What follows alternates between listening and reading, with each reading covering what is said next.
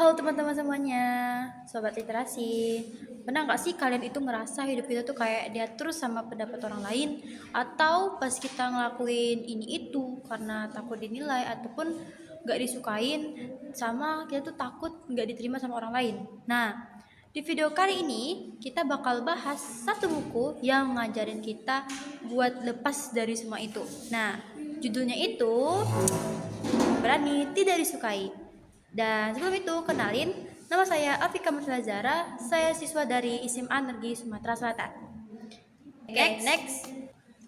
Buku Berani Tidak Disukai ini ditulis oleh Ichiro Kishimi dan Fumitake Koga, yang dimana buku ini mengangkat perkiraan seorang psikolog ternama.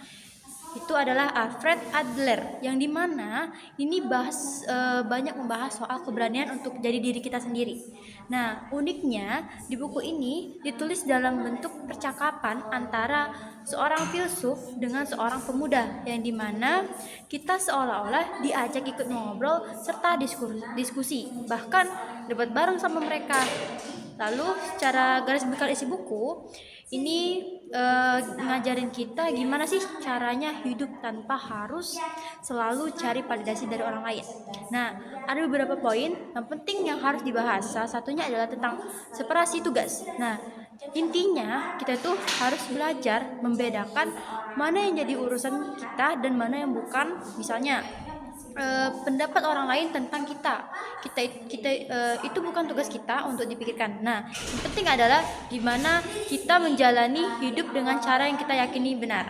Nah, selain itu, buku ini juga menekankan bahwa masa lalu bukan menentu masa depan, yang dimana meskipun kita bukan punya pengalaman buruk atau trauma, itu bukan alasan buat berhenti berkembang, yang dimana setiap orang itu punya kendali penuh atas kehidupannya sendiri dan juga selalu bisa memilih jalan yang diinginkan.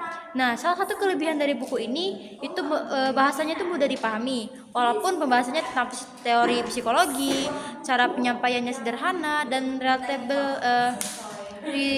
relatablenya itu kayak kehidupan sehari-hari. Nah, apalagi formatnya yang berisikan dialog yang bikin kita sebagai pembaca nggak gampang bosan. Lalu kita tuh kayak lagi nonton perdebatan antara dua orang dengan sudut pandang yang berbeda-beda. Tapi juga kekurangannya itu adalah beberapa bagian terasa agak berulang, yang dimana penjelasan yang sangat kadang diulang berkali-kali mungkin supaya makin paham ataupun buat sebagian orang bisa terasa sedikit membosankan. Nah, kesimpulannya itu buku Berani Tidak Disukai ini adalah buku yang sangat cocok dibaca, apalagi buat kalian yang masih sering diajak dalam ekspektasi orang lain. Dan juga buku ini mengajarin kita buat hidup lebih bebas, kayak berani jadi diri sendiri dan juga berhenti hidup demi validasi orang lain. Nah, oleh karena itu, buat aku pribadi juga buku ini benar-benar membuat cara pandang baru dalam menghadapi hidup kita. Dan juga aku sangat merekomendasikan kalian untuk baca buku ini. Oke, sekian dulu dari video resensi kali ini. Jangan lupa like, komen, dan subscribe kalau kalian suka dengan kontennya. Sampai jumpa untuk resensi berikutnya. Bye.